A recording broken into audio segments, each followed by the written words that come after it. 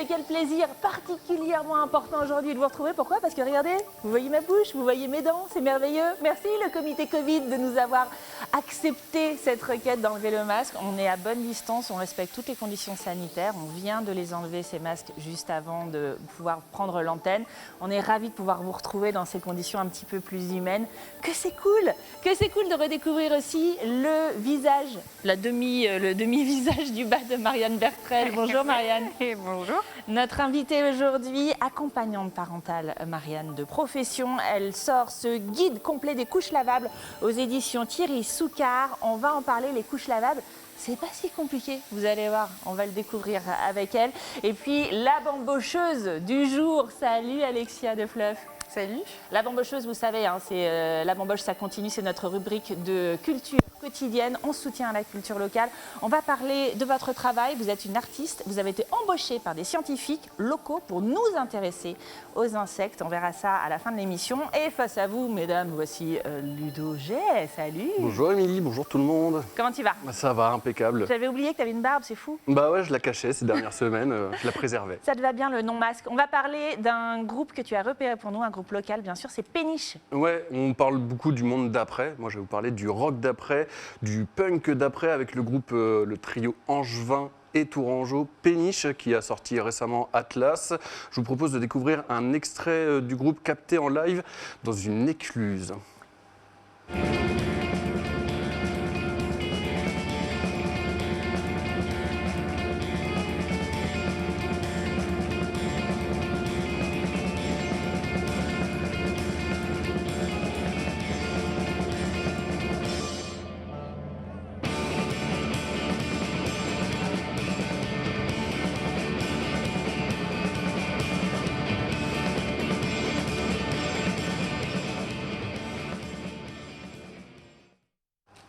Ah là là, ça donne envie de sauter en l'air dans un festival, mon Dieu.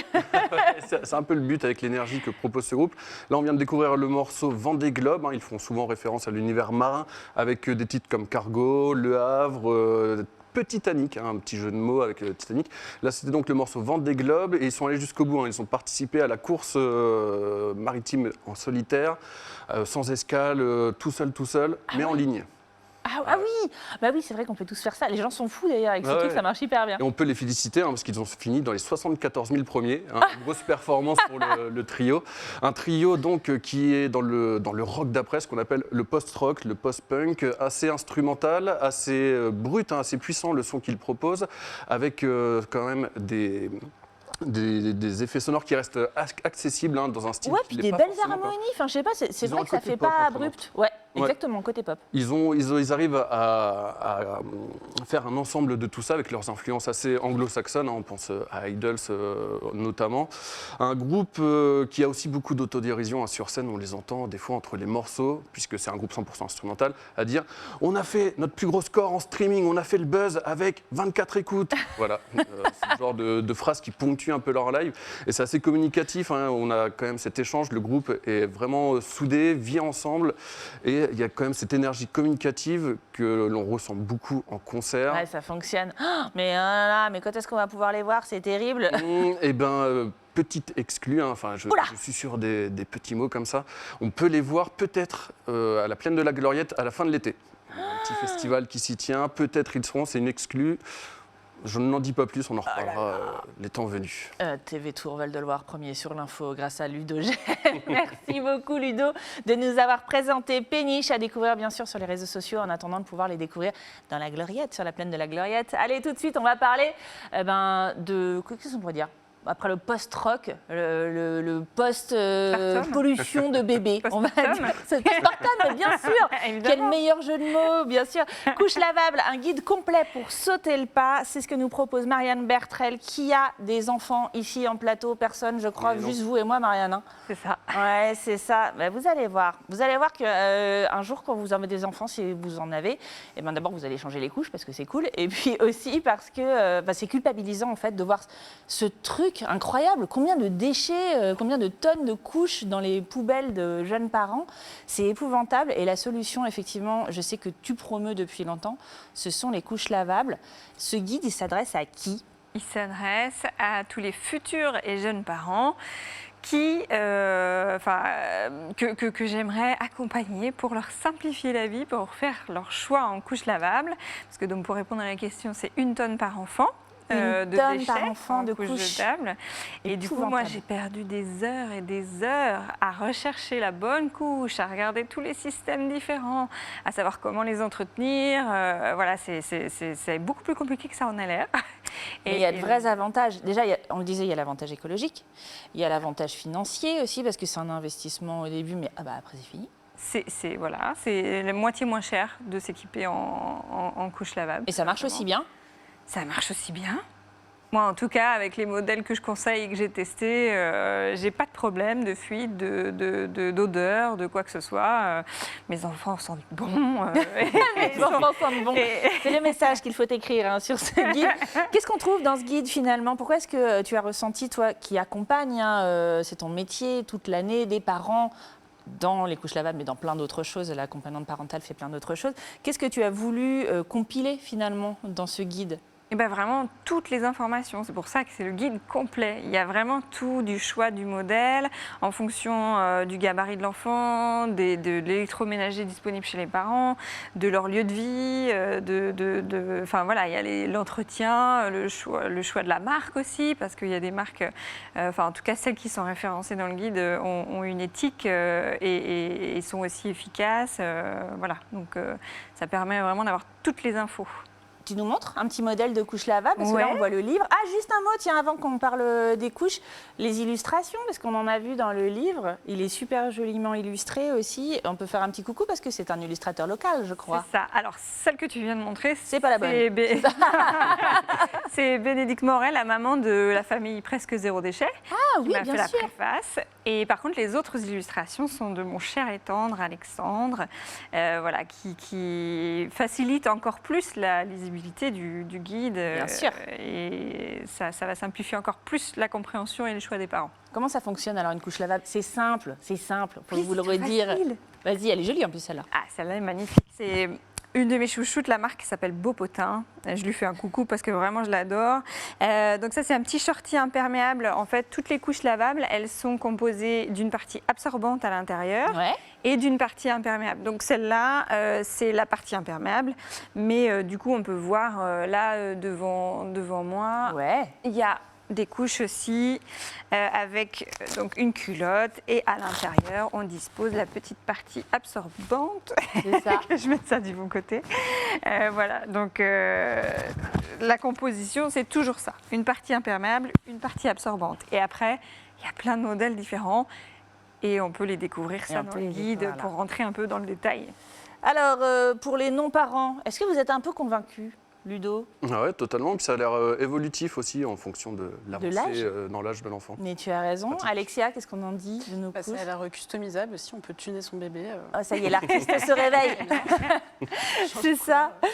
Juste un mot pour terminer, parce qu'on est déjà au bout. Accompagnante parentale, c'est quoi? J'ai dit tu fais plein de choses avec les parents, et c'est pas que les aider à prendre les couches lavables, à les adopter. Qu'est-ce que tu fais d'autre? C'est ça. Je fais des accompagnements aussi au sommeil pour aider les parents qui rencontrent des difficultés. Oui, ou alors sur la diversification, l'allaitement, voilà, différents sujets comme ça qui préoccupent beaucoup les parents. Bien sûr. Merci beaucoup Marianne d'être venue nous parler aujourd'hui. On a eu du bol d'avoir Marianne parce qu'elle n'est pas loin de partir à la maternité. Ce guide complet des couches lavables, il est au prix de 10 € aux éditions Thierry Soucard. Je vous renvoie sur le site complémentaire www.guide-couche-lavable.fr. Allez, tout de suite, on va passer à notre rubrique quotidienne de soutien à la culture locale avec la bamboche. Ça continue.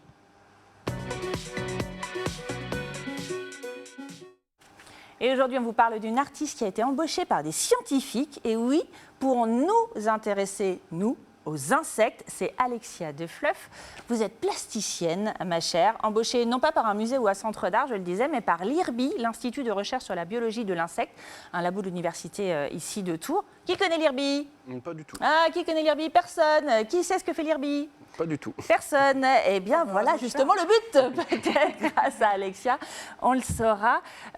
C'est courant, cette idée de se dire, tiens, pour faire connaître nos travaux scientifiques, on va faire appel à une artiste. Alors précisément, c'est pas l'IRBI qui a commandé un artiste ou qui a demandé. En gros, c'est l'université de Tours qui, chaque année, fait une résidence entre un artiste et un des pôles de la fac. Et donc chaque année, ils demandent qui des labos ou alors des facs ont envie de participer. Et comme cette année, c'était les 60 ans du laboratoire, et ben, le directeur de l'IRBI s'est proposé pour... Et c'est pas forcément des plasticiens, il y a eu des danseurs notamment associés. ouais. Donc là, c'est vous. C'est régulier que vous travaillez avec des scientifiques, justement? Alors j'ai déjà fait une autre résidence aussi avec un laboratoire. L'IRBI, c'est un peu CNRS. Moi, j'avais déjà fait un autre projet avec un laboratoire du CNRS, mais c'était pas du tout... C'était pour la ville de Créteil. Et en gros, j'avais passé une demi-journée dans les laboratoires. Ils m'ont un peu expliqué leurs travaux, mais c'était très court. Donc en fait, il y a peu le temps aussi d'échanger. Et alors justement, là, ça va être un travail plus long. Comment ça va se concrétiser, votre travail? Qu'est-ce que vous avez prévu de faire en résidence avec, En gros, avec l'idée, l'IRBI? c'était de découper l'année en plusieurs parties. Donc j'ai fait une immersion un peu de 2-3 semaines au début de l'année où j'ai passé du temps avec les chercheurs. Chaque chercheur m'expliquait son projet de recherche. Ouais. Et en parallèle aussi, j'ai des ateliers avec les étudiants. Donc les étudiants, ils apportent aussi au projet leur vision. Enfin voilà, j'ai pas mal fait ça. Et là, en ce moment, comme en fait, je peux plus vraiment revenir au labo techniquement. En ce moment, c'est un petit peu compliqué. compliqué.